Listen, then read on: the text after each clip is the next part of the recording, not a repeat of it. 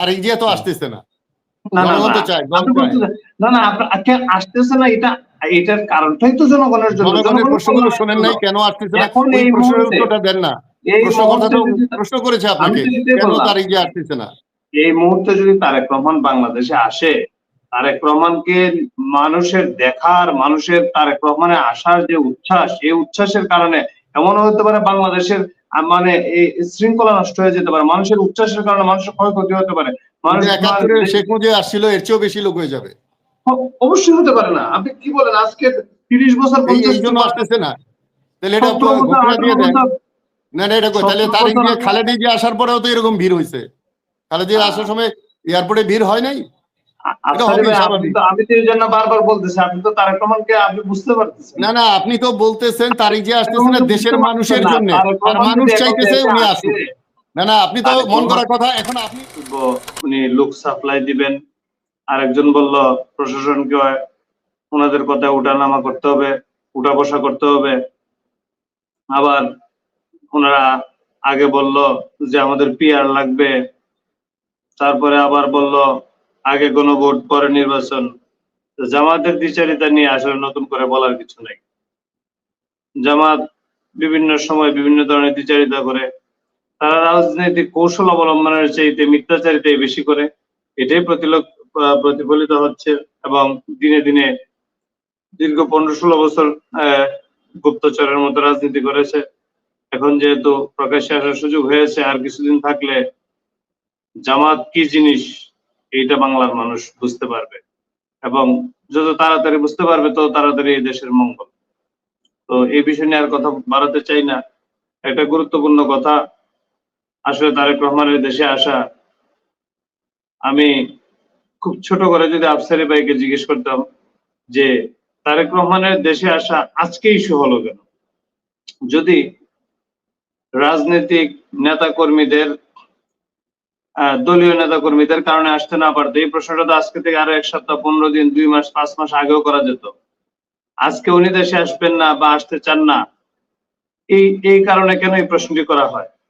এই প্রশ্নটি দ্বারাই কিন্তু বোঝা যায় যে আজকে তারেক রহমান দেশে আসবে কি আসবেন না, এটি তারেক রহমানের একটা স্যাক্রিফাইস, দেশ জাতির জন্য একটা স্যাক্রিফাইস, এটারই একটা প্রতিফলন। তারেক রহমান দেশে আসার তো আজকে দরকার ছিল না। উনি একজন এক্সকিউজ মি, আজকে প্রশ্ন ওঠে না, আজকে এটা টপিকটা আলোচনা হচ্ছে, গত 6 মাস যাবত এটা নিয়ে কথা হচ্ছে। আপনাদের নেতা নেত্রীরা বলছে অমুক সময় আসবে, অমুক সময় আসবে, নভেম্বরে আসবে, ডিসেম্বরে, এগুলো আপনারা বলেছেন। এটা আজকের আলোচনার বিষয়, শুধু আজকের টক শোতে, কিন্তু আলোচনা হচ্ছে গত 6 মাস যাবত। বিএনপি একটি বৃহত্তর রাজনৈতিক দল। বিএনপির যে পরিমাণ আপনার শুধুমাত্র সেন্ট্রাল লেভেলের নেতাকর্মী আছে, আপনারা যদি আগামীকালকে, আপনি তো একটা দলকে রিপ্রেজেন্ট করেন, আপনারা যদি আগামীকালকে কম্পিউটার মেশিন নিয়ে বেরিয়ে পড়েন, আপনাদেরকে চিনে কয়জন এই হিসাব করেও কিন্তু শুধুমাত্র যারা সেন্ট্রাল নেতাকর্মী বিএনপির, আর আপনাদেরকে চিনে কতজন ওই হিসাবও যদি করেন, তাও কিন্তু মানে আমি দল করলাম 1 বছর, আপনারা করলেন 35 বছর, 30 বছর। আপনি আমার সাথে তুলনা দিয়া নিজের দলকে কেন ছোট করছেন? আপনি তুলনা, আপনি যে বিএনপির ব্যাপারে কথা বলেন, আপনি তো আপনার ওজনের কথা বলেন, আপনি তারেক রহমানকে কিভাবে ওন করেন? তারেক রহমান যদি এখন বাংলাদেশে আসে, রাজনীতি করি না ভাই, আমি তো তারেকের রাজনীতি করি, আপনি করেন, আপনি ওন করেন। তারেক নিজেই জানে আপনারা কি করছেন। আমি তারেককে কি বললাম, এটা আমার অধিকার। সে বয়সে আমার চেয়ে ছোট, সে আমার কমিউনিটি। হ্যাঁ, জিয়াউর রহমান, আমি একই জায়গায় চাকরি করেছি, সে আমার ভাতিজা। আপনি কথা শোনার চেষ্টা বলবো, আপনি যখন কথা বলছেন কত সুন্দর করে শুনলাম, দেখেন না? না না, তাহলে আপনি কোথায় কোথায় কথা বলতেছেন যে আজকে কেন প্রশ্ন তুলছি আমরা? শেষ করতে দেন, শেষ করতে দেন। 6 মাস ধরে আপনি ঘুমায় আছেন কেন? আপনি তো রাগান্বিত হলে হবে না। না, রাগান্বিত হবো তো উল্টাপাল্টা কথা বললে, কথা বললে হবে না। আমি কি, আপনি আমাকে ছাড়া অন্য কথা বলেন? আপনাকে ছেড়ে কথা বলবো কেন? আপনি তো আমার সাথে আলোচক, আপনি তো কথা বললেন এতক্ষণ। তাহলে আমি দলীয় সিদ্ধান্ত, দলের মধ্যে অন্তঃকুন্দল অনেক কিছু। 1 বছরের দলের সাথে আপনার দলের তুলনা করবেন না? আপনি 1 বছরের দল আর 6 মাসের দলের নিয়ে তো কথা না। আপনি তো 1 বছরের দলের লোক হয়ে বড় দল না? আপনি আমাদের চেয়ে বড় দলের না? আপনাদের নেতা বেশি না? তাহলে আপনি কিভাবে এটা মানে আপনি অনুধাবন করতে পারবেন এই দলের ভিতরে কি চলছে? জনগণ হিসাবে কথা বলতে পারবো না আপনাদের, জনগণ হিসাবে সমালোচনা করতে পারবো না। গণতন্ত্রের মধ্যে নাই তো, গণতন্ত্রের ব্যাপারই হলো আরেকজনের সমালোচনা নিতে হবে। তাহলে কেন নিতে পারতেছেন না? আমি নিতে পারছি না, আপনি আপনার দলের সাথে আমার তুলনা করছেন। একটু ধৈর্য আপনার ধরেন, নেতা কয়জন, আমার নেতা কয়জন, এটা কোনো আলোচনার বিষয় না। একটু ধৈর্য ধরেন, শোনার চেষ্টা করেন। এই জন্য টক শোতে না আসাই ভালো। এখন এই যেগুলো কথা হয়, আর চাঁদাবাজি বন্ধ না হইলে আর কথা বলেও লাভ নেই। এখন চাঁদাবাজি বন্ধ করা দরকার না। এখন দেখেন তারেক রহমান দেশে আসা, এটা তো আজকের কথা না, আজকের ইস্যু না। তারেক রহমান এই মুহূর্তে দেশে আসলে জনগণের মধ্যে যে উচ্ছ্বাস হবে, আপনি দেখেন বাংলাদেশে, আপনি জাস্ট এক সপ্তাহ রেকর্ড দেখেন তো, আপনি বিএনপি, আওয়ামী লীগ, জামাত সব ফেলে দেন, আপনি জাস্ট এক সপ্তাহ রেকর্ডটা দেখুন। আপনি এই যে আবুল সরকার, আজকে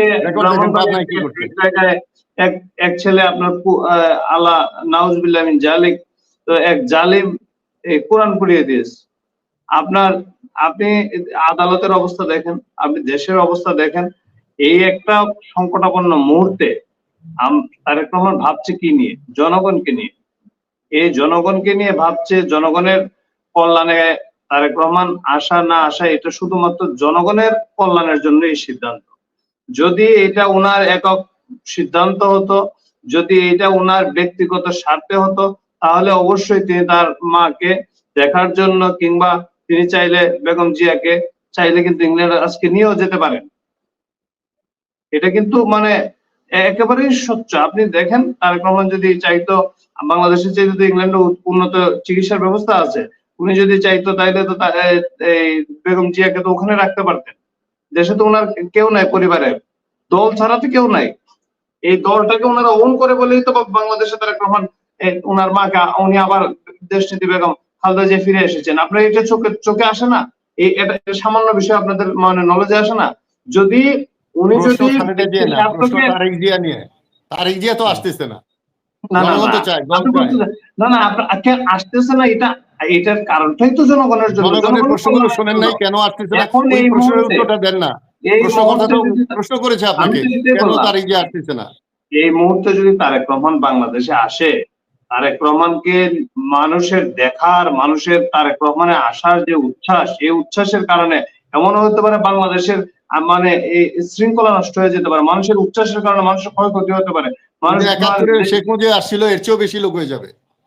অবশ্যই হতে পারে না। আপনি কি বলেন? আজকে 30 বছর আসতেছে না, তাহলে এটা ঘোষণা দিয়ে দেন না। এটা তাহলে তারেক জিয়া, খালেদা জিয়া আসার পরেও তো এরকম ভিড় হয়েছে।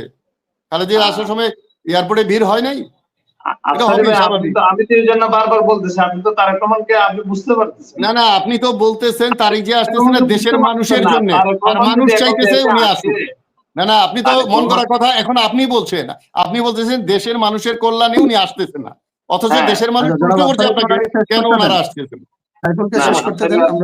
আপনি তো কথাই শুনতেছেন। তারেক রহমান এই মুহূর্তে দেশে আসলে সিকিউরিটি ইস্যু হয়ে যাবে তো দেশের। আপনার নির্বাচন তো মানে ডিউ টাইমের মধ্যে দিয়ে দিচ্ছে, সবকিছু হচ্ছে সুন্দর শৃঙ্খলার মধ্যে আছে। এখন নেতা কর্মীদের মধ্যে তারেক রহমানকে কাছে পাওয়ার যে দেখার যে একটি উচ্ছ্বাস, এখন এই স্বাভাবিক পরিস্থিতিটাই নষ্ট হয়ে যাবে। মানুষ বিমানবন্দর থেকে আপনি মানে মানুষের ঢল নামাইতে পারবেন না। আপনি বুঝতেছেন না দেশের পরিস্থিতি কি হবে। শুধু এইটাও তো ইস্যু না, আরো তো রাজনৈতিক কৌশলও আছে, দলের বিভিন্ন বিষয় আছে। আল্লাহ পাক আমরা দোয়া করি। আচ্ছা, আমি একটা প্রশ্ন করি আপনাকে। এখন তো আসলে উনি যখন পাস করে আসবে, মনে করেন উনি নাই, সবাই পাস করলো, প্রধানমন্ত্রী হয়ে আসবে, তখন নিয়ন্ত্রণ করা যাবে। না আফসারি ভাই, আপনি তো উল্টাপাল্টা কথা বলতেছেন। আপনি বলতেছেন তারেক জিয়া আসলে যে ভিড় হবে, যে লোকজন হবে, তাতে করে নিরাপত্তার ভয়। সরকার বলতেছে কোনো সমস্যা নাই, আপনি বলতেছেন জনগণ ঝাঁপায়ে পড়বে, বিপদ হবে। তাহলে উনি যখন পাস করে আসবে, ধরেন ইলেকশন আগে আসতে পারলো না, উনি পাস করে গেল, প্রাইম মিনিস্টার হয়ে যাবে, তখন আসলে হবে না এরকম? আপনার এই জিনিসটা আপনাকে বুঝতে হবে, নির্বাচিত সরকারের অধীনে কার্যক্রম আর একটি অন্তর্বর্তীকালীন সরকারের অধীনে আইন শৃঙ্খলা বাহিনীর কার্যক্রম আপনি তো বিগত 1 বছর 1.5 বছরের মধ্যে তো আপনি লক্ষ্য করতেছেন। নির্বাচন করবে কেমনে? এটুকুই না করতে পারলে একটা লোকের নিরাপত্তা না দিতে পারলে নির্বাচন করবে কি আপনি টু দ্য পয়েন্টে এসে পড়েছেন, এখনই তো আপনি হ্যাঁ, আমি এটা অনেক আগে থেকেই বলছি এগুলো। তাহলে এই সরকারের নির্বাচন, আপনি যেটা বললেন না যে নির্বাচনের যে ইস্যু, আজকে নির্বাচন হবে কিনা একটা ধোঁয়াশার মধ্যে আপনি বলতেছেন, কেন বলতেছেন? তাহলে এই গভর্নমেন্টের আপনার প্রেস সচিবের কথাই যে চূড়ান্ত, এটা আপনি কিভাবে বুঝতেছেন? আপনি তো বলতেছেন যে ডক্টর মোহাম্মদ ইউনূস সাহেব বলতেছে নির্বাচন হবে, আপনি এটাও এখনো বলতেছেন যে একটা ঈদের চাঁদের মধ্যে এটা সম্ভাবনা, এটার কোনো নিশ্চয়তা নাই। তাহলে আপনি যদি ডক্টর মোহাম্মদ ইউনূস সাহেবের এই প্রতিশ্রুতিকে আপনি এখন পর্যন্ত চিন্তা করতে পারতেছেন না, নির্বাচন হবে, জনগণ বিশ্বাস করতে পারতেছে না, তাহলে সরকার থেকে যে কোনো সমস্যা নাই ওনারা বললে সেটা আপনি খুব বিশ্বাস করে ফেললেন, কথাটা কেমন দ্বিচারিতা হয়ে গেল না? বিশ্বাস